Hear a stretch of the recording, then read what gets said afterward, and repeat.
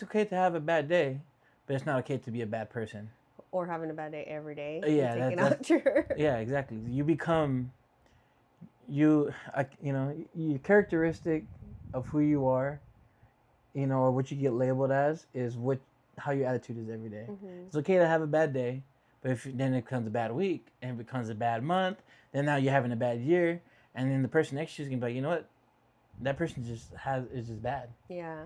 Or you're always angry. You're going, Mm-hmm. fuck shit. You're cussing every day, this and that. You're mad at everything, and then it's okay to be mad one day over something, but now you're the next day you're mad, and then Yeah. next week you're still mad, Mm-hmm. and your month you're mad. You're gonna be labeled as that upset mad person. Yeah. And Yeah. that's just how it is. It becomes like, oh, they're Yeah. always. That's how they Mhm. are. They're always Yeah, and upset, then always and mad. then when they hear that they got labeled as the mad person, I don't know what do you why. mean? Everyone says I'm always upset, and I'm like, look at you, you're mad right. You're mad right now. That's who you are. Yeah. So you just gotta watch out for that. If you're not trying to be viewed as something, then don't be that. But it's hard. Like, how do you have outlets when it's like, okay, I can't be this way at work. I don't want to take out my frustration at home. Like, what do you do? I mean, I guess that's why people sometimes go work out. Well, that's why you have to have a good partner. Outlets. Have a good partner. You should be able to come home and talk to your partner about your day, right? Yeah. How many times have I come home frustrated and we sit there and have a whole hour conversation? Yeah, checking up on each other. Yeah. How's your day? If you walk left, right today, and tomorrow you're walking right, left, I'm gonna say, hey, I noticed you're walking a little different today. What's going on? Mm-hmm. That's how well you should know your partner. Yeah. Honestly, facial expressions, body language, all kinds of stuff. When you're in a bad mood, I know it instantly. Yeah. If something's bothering you, I pick up on it pretty quickly. Mm-hmm. Or at least I feel like I do. Yeah. Well, the frequency's off. yeah. Just know. Like, That's hey, different. you're a little off today. Yeah. What's going on? And that's when you have a partner that doesn't have that. It's very frustrating because you're sitting there and I'm not sure if you do You it. never know. Or I'm not sure if you do it as a woman, Mm-hmm. or if men do it too. But you're upset, and you kind of want to talk about it, but your partner doesn't even catch it. So you're just kind of like waiting until they yeah. ask. Are they gonna notice that I'm upset? And then if they don't notice, it kind of like well. And then sometimes it just holds on until it's like blows up with something else that had nothing to do with exactly like reason. Are you something like you didn't even notice I was been upset all day, ever since that one thing and yeah, exactly. So it's choosing your partner is such an important thing in life. Do you think right now that we're talking about like outlets and talking to your partner is one of those ways to release the stressors? Do you think that's why some people go into like addictions? Let's say they don't have a partner, they don't have anyone. 100%. What do they do? I feel like that's where addiction that's where addiction plants its seeds. Is in people that don't have outlets. Who usually falls to addiction? How do you even plant those roots, those seeds for addiction? You plant the seed by going through a lot of things, built up frustration, going through a lot, and then you don't have no one to talk to, you don't have no one to vent to, things aren't getting better, and then you get introduced to that high. And then you get high and you're like, well, everything's better today. Yeah, I feel good now. And you're like, and then you wake up the next day and then you go through something frustrating again and you're like, I don't have anything, I don't have anybody. But wait, I have that drug. It worked for me last time. And then you're going to be chasing that every time. And in every situation, I just stubbed my toe, I'm going to go get high. I just got yelled at by my boss, I'm going to go get high. Me and my girlfriend are arguing, I'm going to go get high. And then everything that happens to you bad results in you getting high, drunk, or whatever your drug of choice is or thing you choose to. But I feel like people don't catch it until it gets bad and destructive. Because before it's like, well, everything's working fine. I still have my job. I'm still at my home. I'm not hurting anybody. But as soon as it starts impacting either those around you or your own job, your own health even, then it starts to be like, wait, maybe I'm doing this too much. Or I don't know, some people might just not see it as a addiction. So addiction, that's the thing about addiction is that, well, it depends. Are you self-reflective? Are you making a lot of mistakes and you change? So like you could be addicted to something and catch yourself before you fall too far, you know. And then there's people that fall into addiction and don't ever catch themselves, and that's how you get your homeless people. That's how you get your suicidal people. You know, they get so depressed they can't. There's no other way out but to give up, not pay your bills, go live on the streets, or give up and go, unfortunately, unalive yourself. Yeah. Like these are, these are the results of addiction. If you don't catch it, or you don't have somebody that cares enough about you to catch you, sometimes you're not gonna catch yourself. A lot of people don't. You need someone that's gonna kind of bring you back from the grave, in a sense, or catch you before you end up in that grave, and it's just important to develop healthy coping skills, because weed, alcohol, all those are coping skills, but they're negative coping skills. Yeah. And I think a lot of like even our youth, many of them start at the age of 12, 13. Yeah. That's like the age where it's like, first experimented with this. I first started, parents are arguing, my friends offered it to me. I was like, okay, you know what? Like, I'm gonna try it. Yeah. I liked how I felt, because now I'm like, not even worried about my home situation or whatever it is that's bothering me. And they grow up, just becoming so dependent on it that it's, they grow up, they're in their 20s, 30s, and it's just, that was the skill, the coping skill they developed. And it's like, it just stuck I don't around. know anything else. Like, or if I try something else, it's not going to give me that instant satisfaction that gives me. It's like that itch that they need to scratch. Yeah. Whenever a situation occurs. Yeah. They're like, I need this. I have to do this. It's the only way I'm going to feel better. And then you got people that are trying to stop it, and they go do something else, and they're like, "It's not working. It's not working. Yeah. I can't just drink water every time I want to go smoke. I can't just, grab a soda whenever I want a beer. Or, like for example, I slow down in drinking a lot. I used to be kind of a drinker, and now I eat a lot, and now so maybe sometimes you kind of supplement. Yeah. I stopped drinking, but now I eat a lot of sweets. Or like I quit drinking soda, but now I drink a lot of juice. Or like what I mean? I feel like it always gets substituted somehow in a shape or form. Sometimes, it's again that instant satisfaction. Yeah. Comes into play too, because I mean, when you tell someone, "Well, just develop healthy coping skills," like, okay, I'm stressed. Okay, let me go color. Like, it's not going to be the same. Yeah. And you try to supplement something else. If it's like, let's say if it was drinking, okay, I'm gonna stop drinking, but now I'm gonna get high. Yeah. Or like, okay, I don't want to get high. Now I'm gonna, start binge eating. Start to try to fix what is it that's making me crave that. If it's stress, then work on your stress.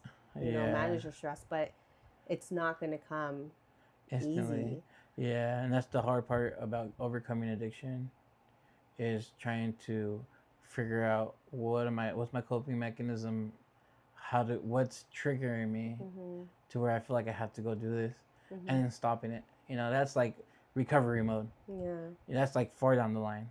And that's you're lucky if someone addicted even starts thinking like that, because people that are addicted don't even think in that nature of healthy thinking. Yeah. The reason why they're addicted is because they're such in a negative space of thinking. It's like kind of seeing something from the outside in. Yeah. Like, yeah, well, seeing from the outside in, that's how I would act if I was addicted. But then when you actually see a drug addict, they don't see that. They don't see the flaws in what they're doing. There's no self-reflection there. They kind of don't even really care anymore. They don't care about themselves. What do you think they want? You think they care about you? If they want to kill themselves, what do you think they want to do to other people? And that's when people get really lost. And that's why it's so hard to get them out of that. It. Yeah, because they're ready. Like I said, it's almost like getting that machine and clear, and you bring them right. You're trying to bring them back to life, bring them back to functioning state, and that's very hard. You can't help someone that doesn't want to help themselves. Yeah, it's very hard to help someone that doesn't want to help themselves, or that doesn't want to, or even to see a problem. Yeah, someone doesn't see it in themselves. Like, oh, you keep saying this, but like, I don't. Exactly. I can stop if I want to. Exactly. The only way to stop a problem is to realize that you have a problem. Because That's the biggest thing. if I don't ever realize I have an issue, how am I ever gonna address the issue? What issue? I don't have one. What are you talking about? Yeah. You gotta eat a lot. What are you talking about? I don't need to work out. But then I look in the mirror and take out my shirt. I see the titties. You know what I mean? It's like, no, I need to work out. You know what I mean? But it's just taking that accountability. yeah, definitely. You know, accepting that you have a problem, and that's why, you know, in order for, if you're trying to go and get help for addiction, you have to admit it to yourself. I have the problem, and that's the first step to work towards, you know, that end goal. Admitting that you have an issue. If you don't, then you're gonna keep hitting that barrier. Yeah, and self-awareness is a big thing too. So, self-reflecting. If you can't self-reflect, then you're gonna always need someone to do it for you. Yeah. If you can't see your own mistakes in life, and you always need someone to point them out for you, you'll never be able to really fix what's really inside of you. You know, because you're always gonna outsource for that help instead of looking within and be like, hey, you know what? I do drink a lot, and it seems like everything that bad that happens in my life comes from alcohol. So what am I doing here, you know? Yeah. You know, and if you're able to think like that and start thinking, well, maybe I should stop drinking. Let me try it for a month and let's see how good my life goes. Let me stop drinking for a month and let me see how my life improves in a span of a week, a month. Yeah. You know, try it. You drink a lot, you have the cycle, you're always getting high. You know, try to stop drinking, try to stop smoking start with 2 days. You smoke every day, don't smoke for 2 days and see on that third day where your mind space is at, how you're firing on all cylinders, you know? And, you know, at least try it, you know? If you are if you catch yourself, you know, if you're someone that is very self-reflective and you catch yourself starting to pick up on a routine of bad behaviors, stop it, you know? Stop it for at least for a little bit. You know, you've been drinking every weekend, and then now you got a DUI. And now now you're drinking every weekend, and oh man, you know what? I'm missing work every Monday now. It's because you're drinking so hard on Saturdays and Sundays, you're missing works on Mondays. And all right, well, this is my 4th Monday missing. Oh man, what am I gonna do about this? You know, and if you don't even think like that, you're just gonna now you're missing Tuesdays. Now you're drinking on Mondays and missing Tuesdays because you didn't catch yourself. Yeah. And now you're drinking every day. Now you don't have a job. Now you're homeless. Now the whole world is at fault, but not you. Yeah. You know, you know, it's everyone else's fault. You're just mad at the world. I'm so unlucky. I don't know why everything's not working out for me. Well, bro, you're drinking on a Tuesday and it's fucking 10 a.m. Or it's freaking 10 a.m. You know, it's like this is what's going on. You have a problem. It's not, you know, any problem that you have in life at a certain age. Once you hit 18. Yeah, you can have a bad childhood, but once you hit a certain age in life, you know, you are responsible for the actions, for your own actions, and for the results of your own actions. You know? The choices you make, right? You can't be blaming other people if things are going so bad all the time. It's like, okay, then what am I doing that's wrong? Yeah, like what am I doing that's creating this situation where I keep losing? Why am I always losing? Why am I always in the negative? Why can't I get over the hump? You know, like what's going on? You know, and you guys, that's that self-reflecting. Well, man, you know what? I am drinking too much. I am doing this. You know, I said I was going to enroll in college and I never went. I said I was going to do this and I've been talking about it for 5 years and I never did it. And all it takes is just take that doing it. Yeah, take that first step. Just do it. Yeah. If you have a vision about something, you know, don't sit there and you're waiting for the right sunlight to hit the canvas and you're waiting for the right paint to show up in the store. And man, you know it's not, you know, you're never gonna find the right time. It's never the right time. I need more time. I need more time. I need this. It needs to be the right setting. It's never gonna be the right time. You gotta act, move, and consistency. Start making moves to what you want. Exactly. Start, you know, whether that is taking that extra shift. You know, if you really want it. Exactly. Right? You can get anything. Action and consistency. With action and consistency, and and persistence, what could stop you? Honestly, you know, as long as you work for it every day, you're persistent at it, and consistent. You know, while you're doing it, And you're persistent while you're being consistent. Let's say. Yeah. So like you're like, I'm gonna do this no matter what, and you know what? I'm gonna do it tomorrow too, and I'm gonna do it the next day too, and I'm gonna keep on going, and and then you start catching leverage. You start catching momentum. Now you got the wheel going, and now you're, now that alarm clock in the morning, you're waking up before it now. Yeah. Before you used to dread it, and now you're waking up and it's going off. And oh, okay, you get up, getting ready. Yeah. Or you're gonna sit there. Oh, snooze. Yeah. So, again. Yeah. So yeah.